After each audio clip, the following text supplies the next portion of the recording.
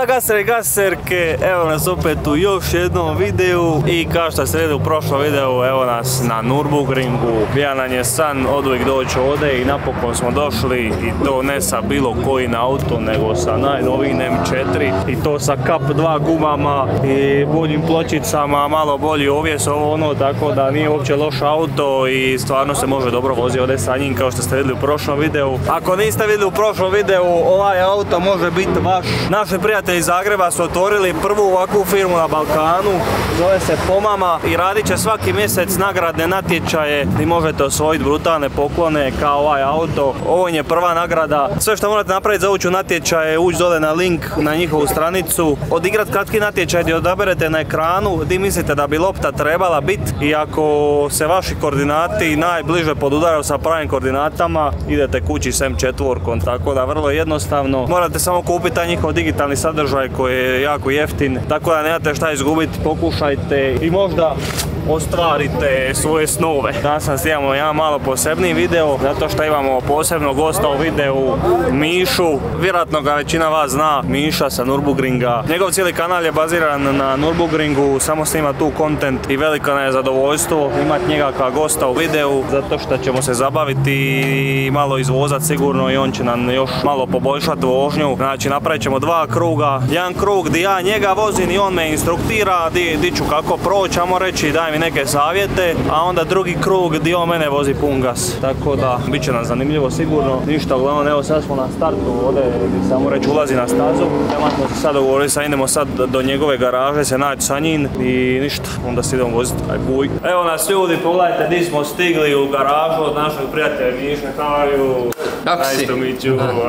Vrlo dobro, kako si ti? Dobro. You're living in Croatia for some Yeah, for 1 year. Moja žena je iz Hrvatske. Your wife is okay. You worked at Rimac or something? Yes, yeah, I worked at Rimac Automobili for almost a year, and then I moved back here because I was missing the track a bit, but now I miss Cevapi more. I still need to check out the new Rimac campus. I heard the restaurant there is sick, so that's in the plans. Good Cevapi. Definitely. Kaimak or? Yeah, absolutely. Only Kaimak. Thank you so much for inviting us here and for letting us try your most expensive simulator in the world. How much is this? This one is around, depending on the options of course and the taxes applicable in your country, it's around like 30,000-35,000 euros with all the motion and stuff. I give you 10. I'll ask Novus if they can do a deal for you. Okay. Just need a bigger space.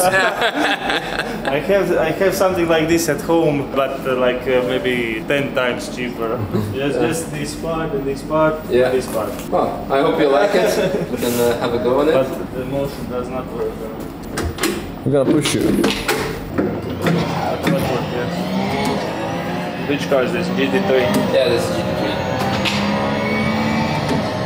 Okay, what if I embarrass myself now and crash right away? Then you can do restart. Then we cancel the joint day.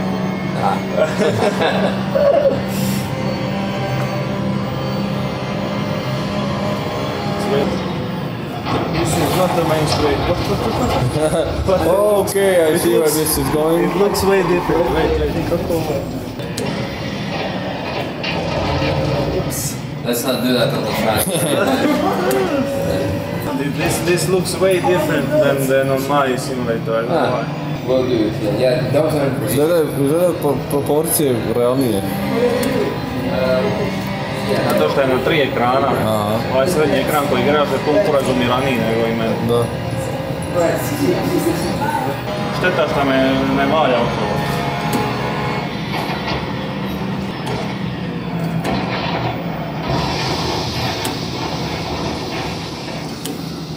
Opet ću morat skidati plate. Znači, ja imam jedan ekran i onda mi, ne volim klasice. A mi snim još par stvari ovdje. Ako to treba, ne.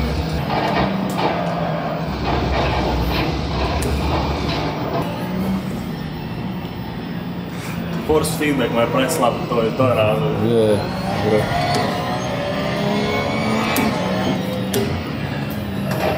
I think we did all the crashing here and now we'll be okay. Yeah, let's try not to do it in real life for sure when we'll be driving. You have a new company. Yes, correct. Yeah, it's Vulcan Alpha, where we specialize in designing, developing, engineering aero upgrade parts, but basically also anything that has to do with cars that is custom made and needs sophisticated design, I would say. Okay, show us how you made it. Yeah, for sure. I mean, we have some products I'll show you later. Some of them we will be unveiling in a few days' time. So a lot of it right now is actually at the expo where we'll be showing. I mean, here's one of our coolest parts is our big wrap 3D printer that is can print off parts of 1 cubic meter printing volume, which is quite big. Quite a lot. Yeah, we use it mostly for prototyping, to print something to see if it matches the design, to fit it on the car, and then we will make it out of the proper material, because it can be carbon fiber, could be aluminum, can be titanium, could be anything. But it's nice that you can do the first prototype in a cheaper version out of filament. How much? The printer, just under 100,000 euros. Could have bought M4 new and you bought this. What? But with this I can print an M4. Ah, okay, understand that. Okay, Yeah. smart thinking. Then you print like this, yeah? Yeah. So for example, this was one of the parts of the front splitter for Hyundai Ioniq 5N World Time Attack car that I raced earlier this year in Australia. So which part sticks out? this is the front.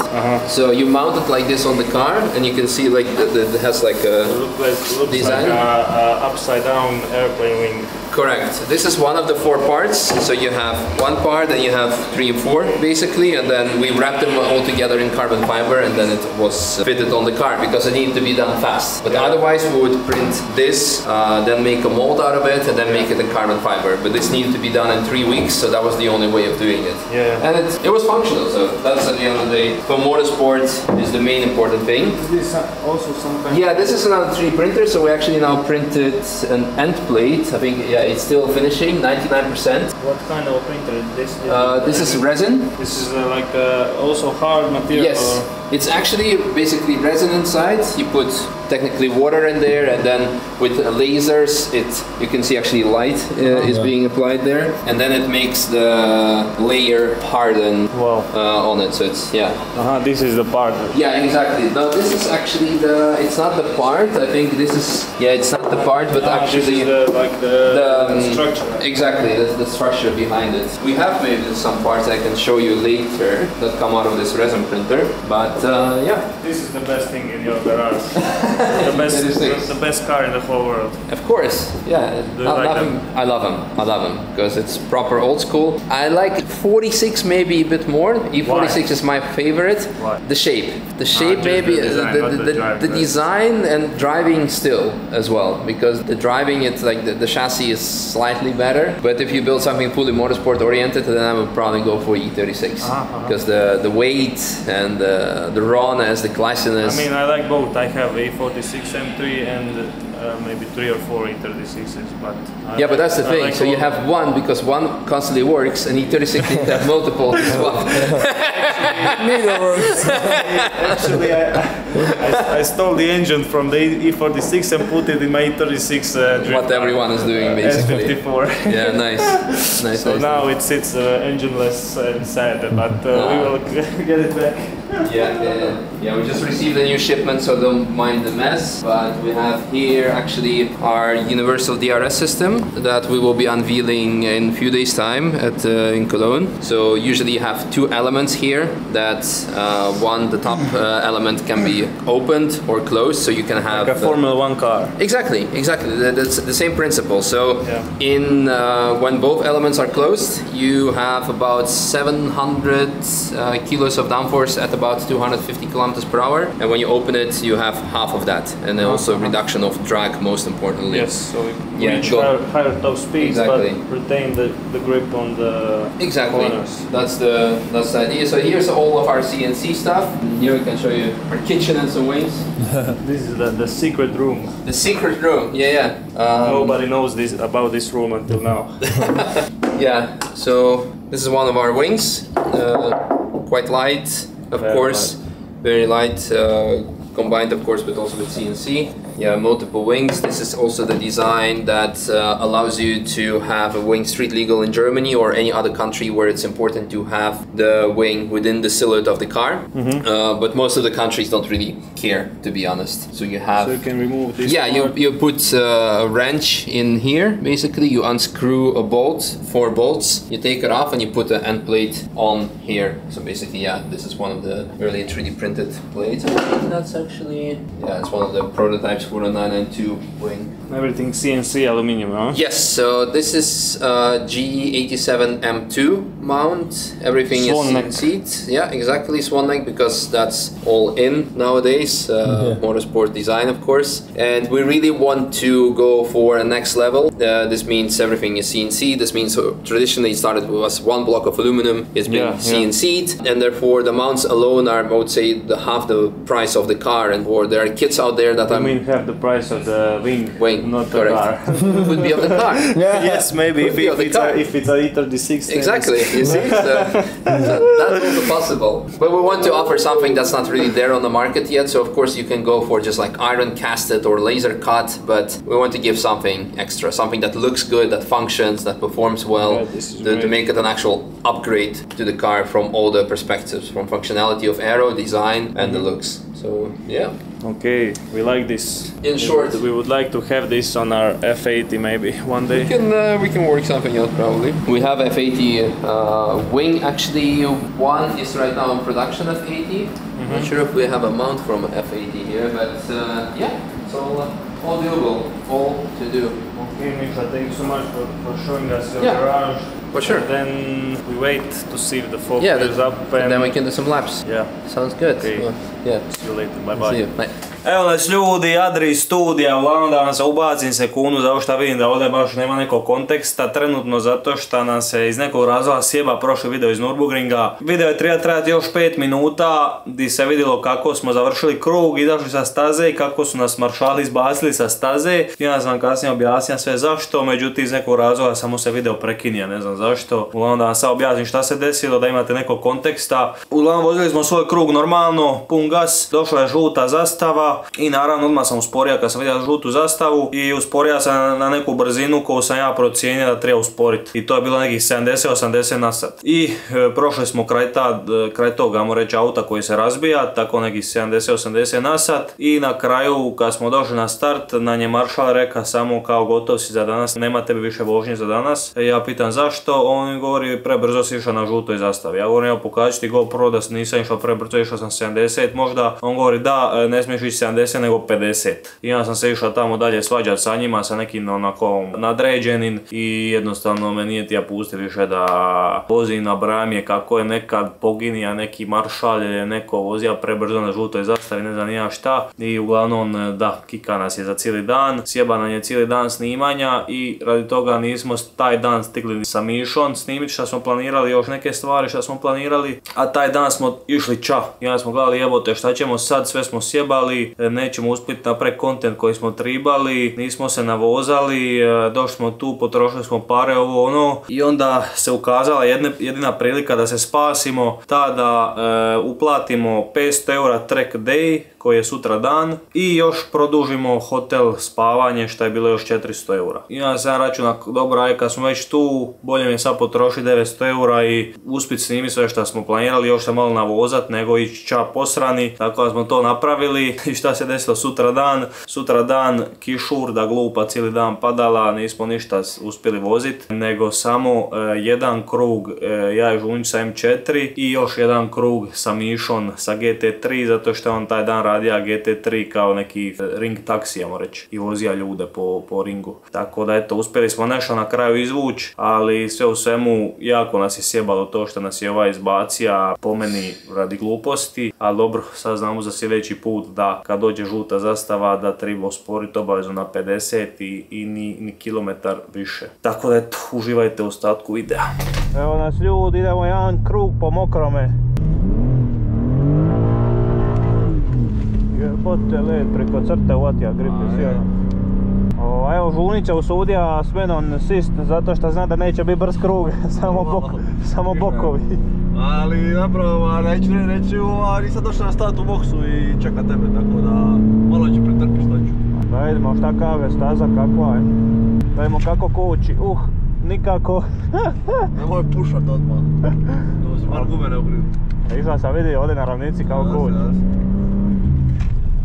Ništa ne koči.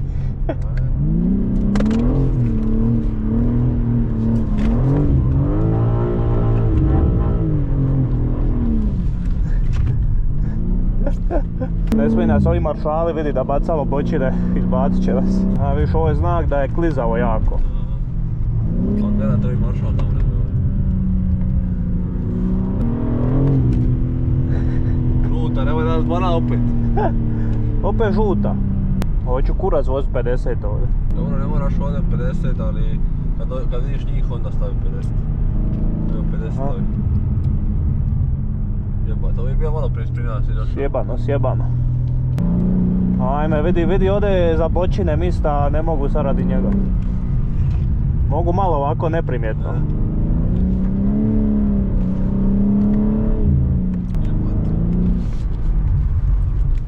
Ovo je šta neki tragovi da neko bio ovdje. Znači ovdje na onom mjestu nema ništa gripa, nula, ko na ledu. Baš je green hell. Ovo je baš green hell pravi. I sad kao ovdje ja treba nešto pušat, ništa neko. Ne možeš, moraš prije gume još pun kurac. Problem je što je ladan asfalt.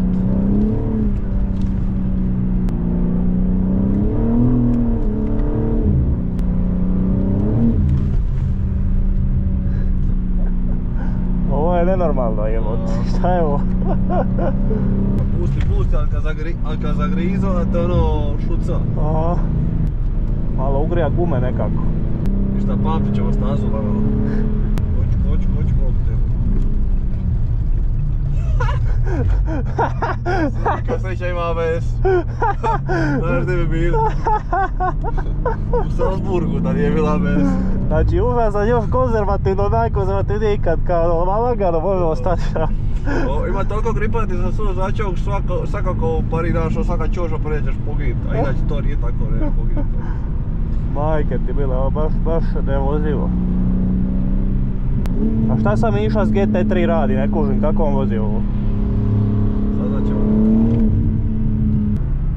Neko nas prolazi. Mijata. Ona nema ABS.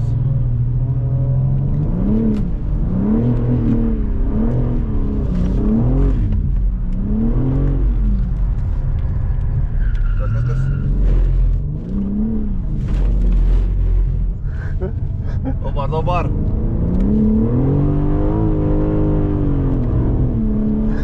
Aj šta je zabavno priču. Znaš te možda znaš da rešu za atom. Može nas banati jedino s Nurburgringa zauvijek, ali osim toga ništa.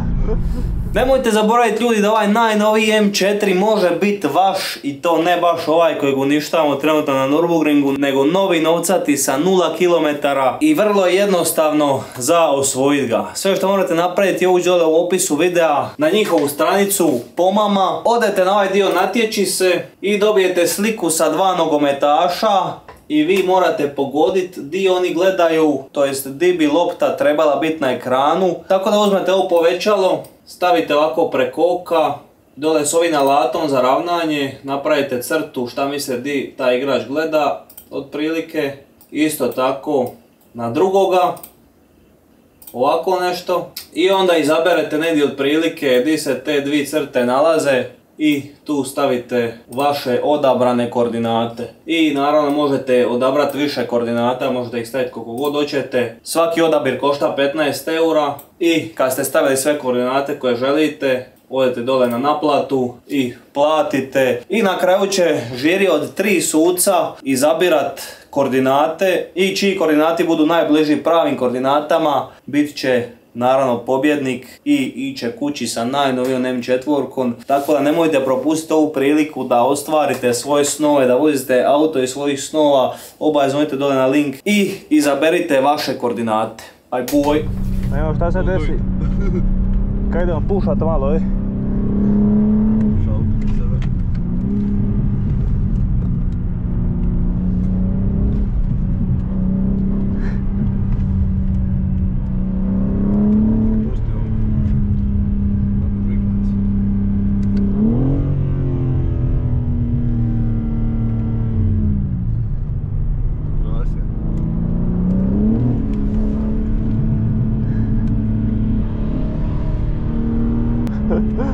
vozi ko po ledu jebo. Voziš se ono ko po cesti, nema pojma. Ne hrapao,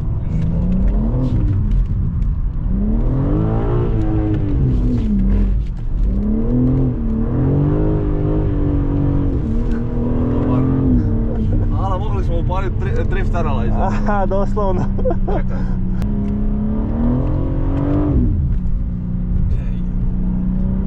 Evo ga.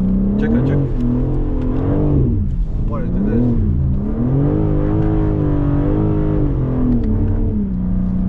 S ovaj sljedeći dio idemo ko po ledu.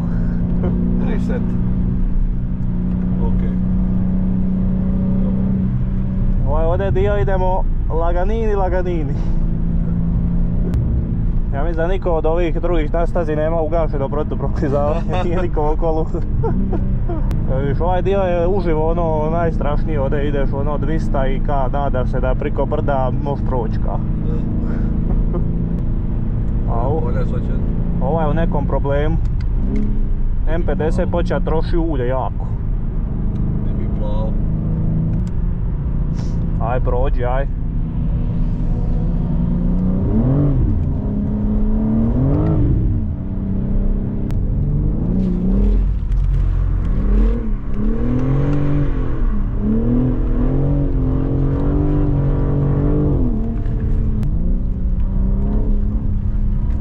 A vidit će nas onaj maršal pa će nas izbaciti, ne smijemo ovdje.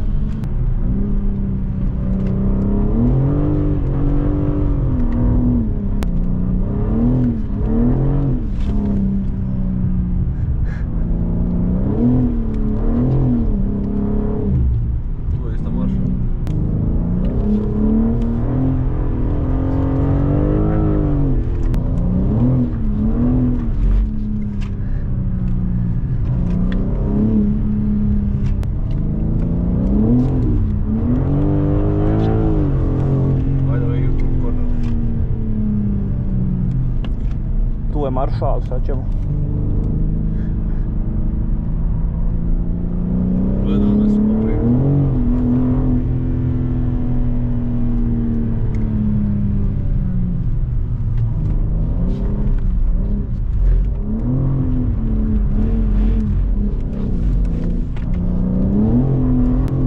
Jebe u materu pičku.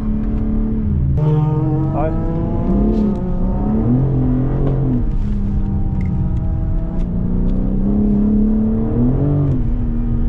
Vidi, digli smo 136 metara drifta ovo ono. Opa.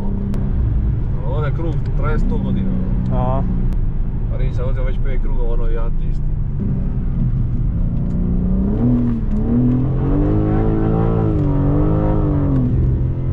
Uj, isto maršal. Ovdje ima gripa, im. Znači asfalt.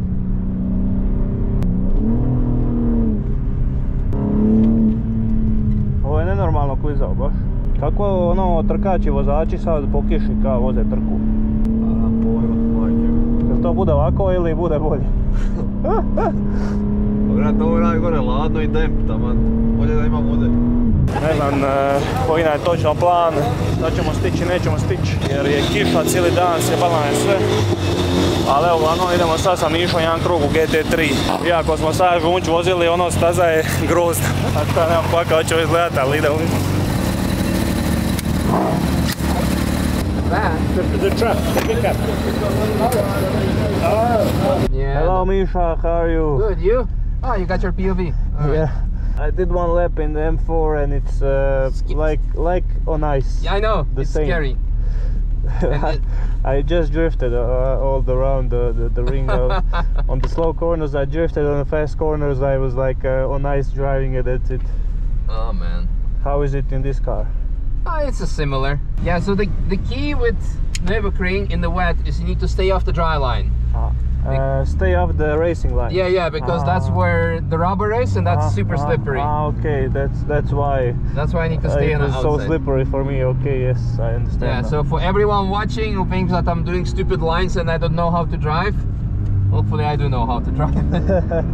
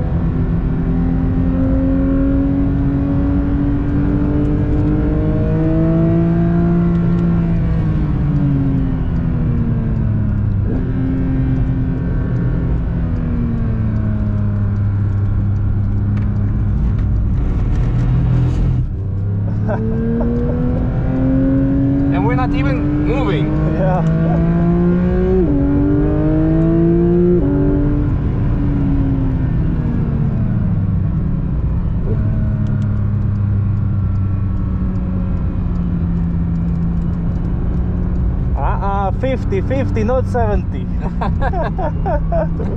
It's a track day, it's different.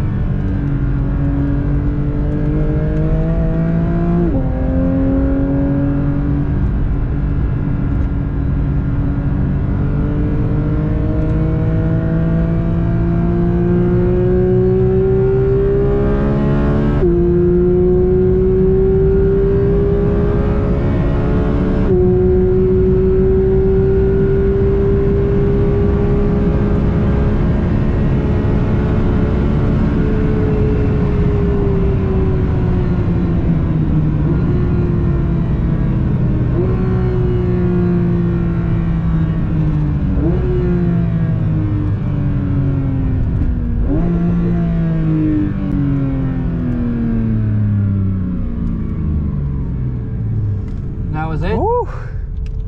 This was some of the sketchiest things I ever experienced. I know. The thing is, the problem that you're gonna have as a YouTuber or content creator or whatever is that on video it looks super slow. Yeah, you And like, cannot- why are you going so slow? But you you can- felt it. Like the car is just like sliding everywhere. You cannot translate to the video. I mean, the people will see when you counter steer, but Sometimes, but even you with- feel it with your butt. yes, without counter steering, I feel that it's on the limit of grip the Yes. whole time. Yeah, yeah. You just wait for the second, it will snap like, and So- and sometimes it snaps like very fast, and Exactly. you have to react to it. So Exactly. You just need congratulations, to. good driving. I'm you. impressed with the driving. Thank you. It's Next time, really- come back in a dry. Yes, I Yeah, would you need like. to explain people who watch, who see us buckled up with two belts. One is so the warning doesn't go, otherwise it keeps on beeping. That's why we're using Okay. two of them. But this is good. I think in the dry I know what to expect, but in the wet I didn't expect to be this fast in the wet. It's The thing is, I drove this car also in the wet on the track day 2 months ago. The taxi laps had 20 kilometers per hour higher corner speeds back then, because now it's really temperature the problem. Okay, Because yeah. if it's like warm in summer, you can go much faster. Well, still But- difficult. The racing line is very slick. I can always feel when you go over it. It's like on ice. Yeah, yeah. It's really difficult. Sometimes it's fun, you know, when you expect it, but it's also on the straight. When it starts aquaplaning, that's why I need to short shift. Otherwise, it just may snap. So yeah, thanks. Okay, thank you very much. See you. Bye bye. Bye bye. Eto nas ljudi, gotovi smo sa Girom. Misha, thank you so much for the ride. I really enjoyed this. This was a new experience for me. Thank you so much Never for coming before in my over. life did I drive so fast ride so fast in the wet. In the wet, yes. All my life I'm in the wet, like slowly try to not to crash the car. But you're drifting, so you should be good now. I'm drifting. I was always drifting in the wet. Yes. But never have I tried to Go fast. go fast around the corner in the wet. It was not appealing to me. It was, I don't know. It was like mind-bending how fast this car and you're driving a course can go in the wet. Yeah. It was really impressive. Yeah, well, thank you for joining. Hope you had fun. Too bad we couldn't do it in the dry. So now it gives you a reason But to come next back. time, Next we'll time. come back. This is my first time here and I really like it. I think we will be here every year a few times. Sounds good. Sounds good. And then Happy we'll birthday. thank you so much. Čestitate mu u komentarima rođendan. That's why I'm already a bit drunk, a bit tipsy. Imamo sve, ali nimamo rakiju. Je bote let. Okay, thank you so much and see you next year. Thank you, and see you also in Grobnik and Split Okay. and that kind of stuff. We're gonna have some fun. So see you then. Thanks. Bye-bye. Bye.